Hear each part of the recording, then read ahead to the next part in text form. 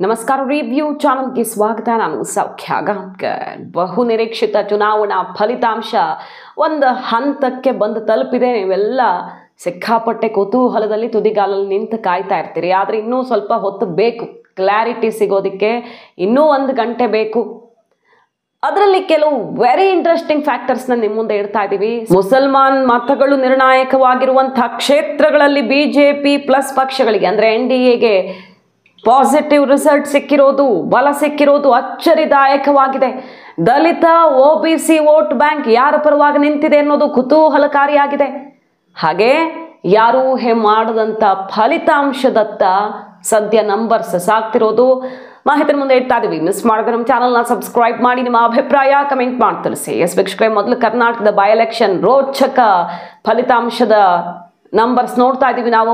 ಇನ್ನು ಕ್ಲಾರಿಟಿ ಸಿಗಬೇಕು. ಅದರಲ್ಲೂ ಚನ್ನಪಟ್ಟಣದಂತೂ ಕಡೆ ಸುತ್ತಿನ ತನಕ ತುದಿಗಾಲಲ್ಲಿ ನಿಂತು ಕಾಯಬೇಕಾದ ಫಲಿತಾಂಶ. ಆಸ್ ಎಕ್ಸ್ಪೆಕ್ಟೆಡ್ ಹಾವು ಏಣಿ ಆಟ ಆಗ್ತಿದೆ. 100, 200, 300ರಲ್ಲಿ ಹಿಂದೆ ಮುಂದೆ ಯೋಗೇಶ್ವರ್ ಮತ್ತು ನಿಖಿಲ್ ಕುಮಾರಸ್ವಾಮಿ ನಡುವೆ.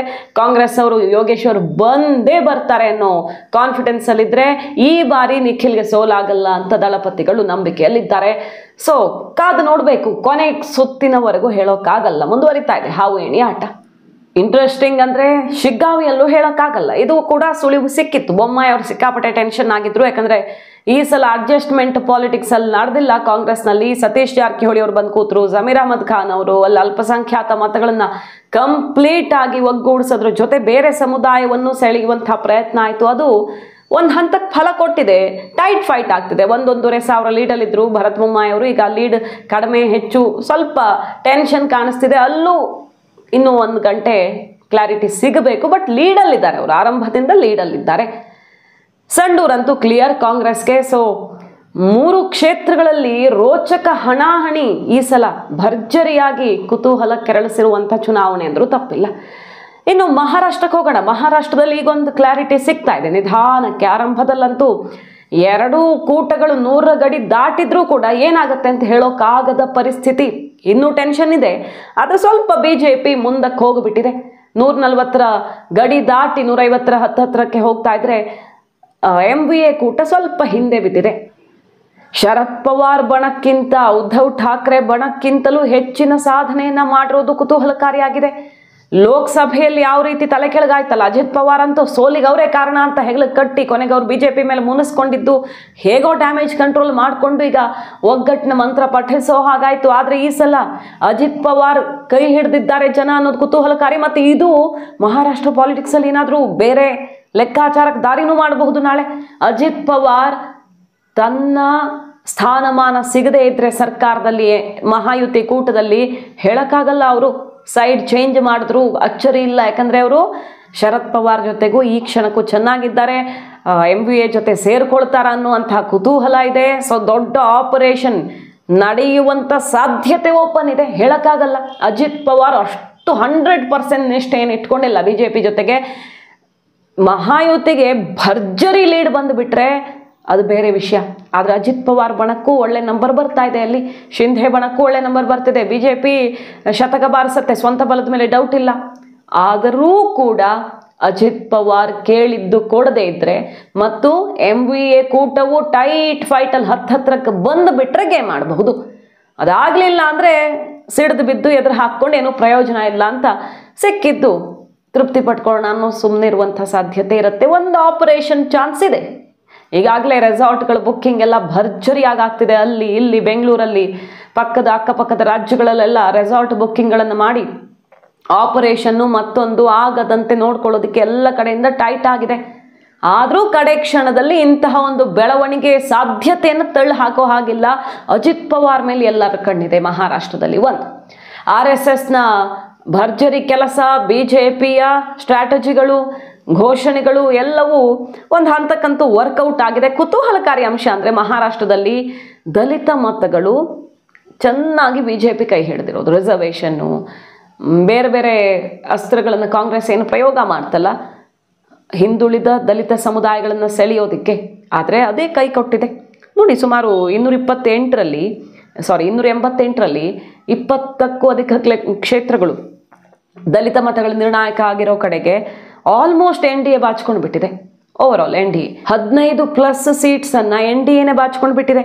ಇನ್ನು ರೈತರ ಟೆನ್ಷನ್ ಇದ್ದ ಕ್ಷೇತ್ರಗಳು, ಹಿಂದೆ ಹರಿಯಾಣದಲ್ಲೂ ಮೊನ್ನೆ ಎಲೆಕ್ಷನ್ ಹಾಗೆ ಆಗಿದ್ದಲ್ವಾ, ಜಾಟ್ ಸಮುದಾಯ, ತಿರುಗುಬಿದ್ದ ಸಮುದಾಯ ಕೈ ಹಿಡಿತು, ರೈತಾಪಿ ವರ್ಗ ಸಿಡಿದೆದ್ದು ಮುಳ್ಳು ಬೇಲಿ ಹಾಕದವರು ಬಿಜೆಪಿ ಕೈ ಹಿಡಿದು ಆಶೀರ್ವಾದ ಮಾಡಿದ್ದನ್ನು ನೋಡಿದ್ವಿ. ಅನ್ಎಕ್ಸ್ಪೆಕ್ಟೆಡ್ ರಿಸಲ್ಟ್ ಅಂತ ಅದನ್ನು ಬಣ್ಣಿಸಲಾಯಿತು. ಹರಿಯಾಣದಲ್ಲಿ ಎಲ್ಲ ಉಲ್ಟಾಗೋಯ್ತು ಲೆಕ್ಕಾಚಾರಗಳು.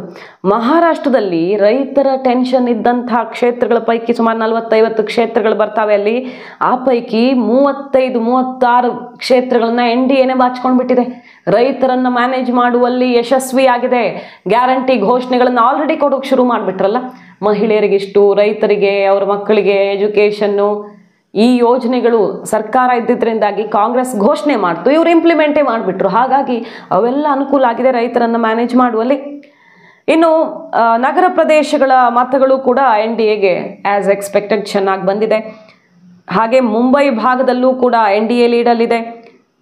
ಹಳ್ಳಿಗಾಡು ಪ್ರದೇಶಗಳಲ್ಲಿ, ಗ್ರಾಮೀಣ ಪ್ರದೇಶಗಳಲ್ಲಿ ನೋಡಿ 100-106 ಸೀಟ್ಸ್ ಬರ್ತವೆ. 288ರಲ್ಲಿ 100ಕ್ಕೂ ಅಧಿಕ ಸ್ಥಾನಗಳು ಗ್ರಾಮೀಣ ಪ್ರದೇಶದಲ್ಲಿ ಬರುತ್ತೆ. ಅದರಲ್ಲಿ 80+ ಸೀಟ್ಸು NDAನೇ ಗೆದ್ಕೊಂಡಿರೋದು. ಹಳ್ಳಿ ಪ್ರದೇಶಗಳಲ್ಲೂ ಕೂಡ ಬಹಳ ಚೆನ್ನಾಗಿ ವರ್ಕೌಟ್ ಆಗಿರೋದು. OBCಯಲ್ಲೂ ಕೂಡ BJPಗೆ ಲೀಡ್ ಸಿಕ್ಕಿದೆ.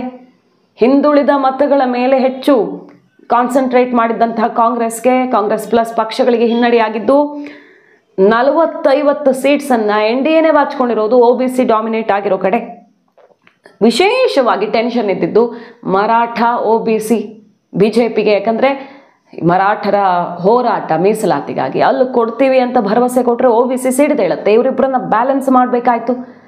OBCಗೆ ಇರುವಂತಹ ಮೀಸಲಾತಿಯ ಪ್ರಯೋಜನ ಪಡ್ಕೊಳ್ಳೋದಕ್ಕೆ ಆದಾಯದ ಮಿತಿಯನ್ನು, ವ್ಯಾಪ್ತಿಯನ್ನು ಜಾಸ್ತಿ ಮಾಡೋದ್ರಿಂದ ಹಿಡಿದು ಬೇರೆ ಬೇರೆ ಸ್ಟ್ರಾಟಜಿಗಳನ್ನು ಮಾಡ್ತು. ಕೇಂದ್ರಕ್ಕೆ ಶಿಫಾರಸು ಮಾಡಿ ಈಗ ತಕ್ಷಣವೇ ಕ್ರಮ ಕೈಗೊಳ್ತೀವಿ ಅನ್ನೋ ನಿಟ್ಟಿನಲ್ಲಿ ಕಾರ್ಯಾಚರಣೆ ಶುರುವಾಗಿದ್ದೆಲ್ಲ ವರ್ಕೌಟ್ ಆದಂಗೆ ಕಾಣಿಸ್ತಾ ಇದೆ.